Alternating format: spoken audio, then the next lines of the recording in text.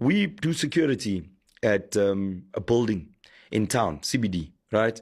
So it's a nice contract. We've got security guards there, but coming into the contract, because it was a previously hijacked building, like a semi-hijacked building, the owner was like, yo, people are fucking up my shit. Can you come in with the Zulus? Nlungise. We came in, salungisa. Yabo, kwagnomteto. After kwagnomteto, safaka magadi. After safaka magadi, we had to check, okay, kahle kwenzakalani kule bhilidi. Number one, occupancy far exceeded. You've got 240, 250 rooms. You shouldn't have more than about 1,000 people, give or take. That's maximum. You've got well over 1,000 people living in this building, because some of these rooms, which are quite small, are housing 7, 8 people that all work at one paki shop.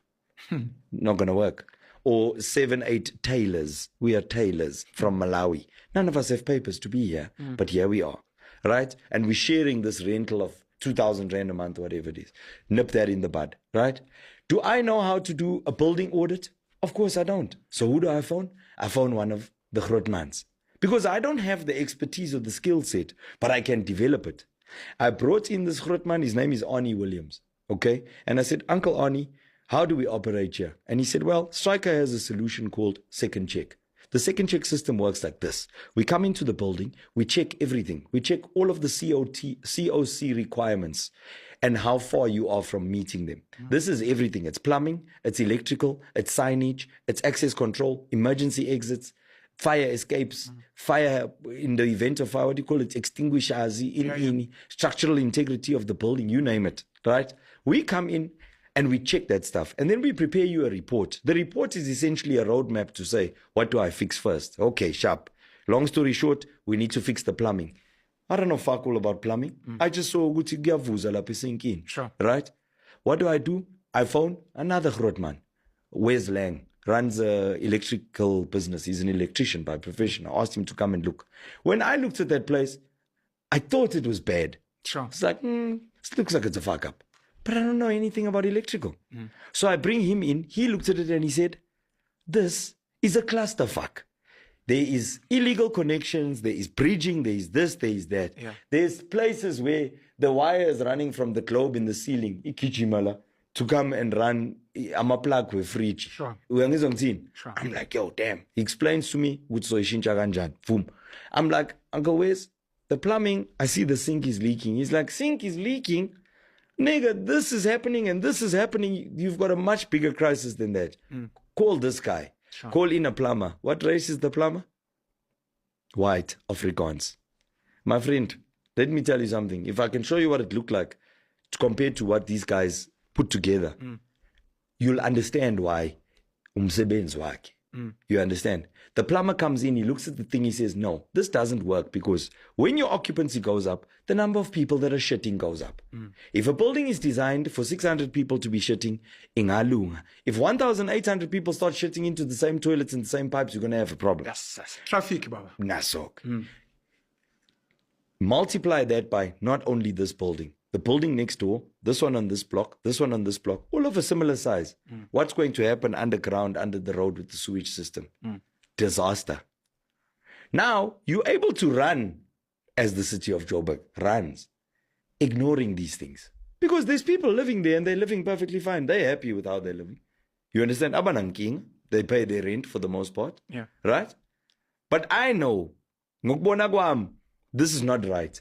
But I don't have the expertise to fix all the problems. Yeah. I'm here for one thing. I bring in that expertise from outside. I bring the most skilled people that I know. And within 2-3 months of us being on that building site, come and see what that building looks like now. Come and see the progress that we've made. Not me alone, as a team. Why can we not apply the same principle when it comes to the policies that we should be implementing to empower people? We need to get the most skilled into the positions where they are desperately needed. Case in point, the CBD. That issue that I just described, Uguti, what's causing this, that in the building, is not only this way.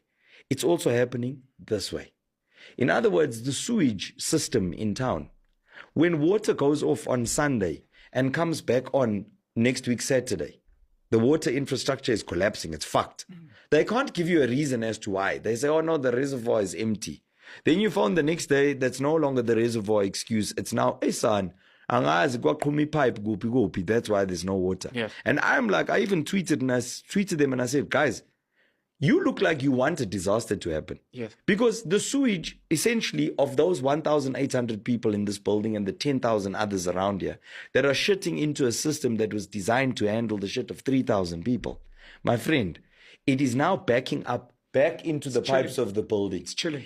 When you walk around outside those buildings, iyavuza kanje at those outside drains. What now? Now it's a biohazard. Now people are going to get sick. Yeah. Now the rats are in charge. You see what I'm saying?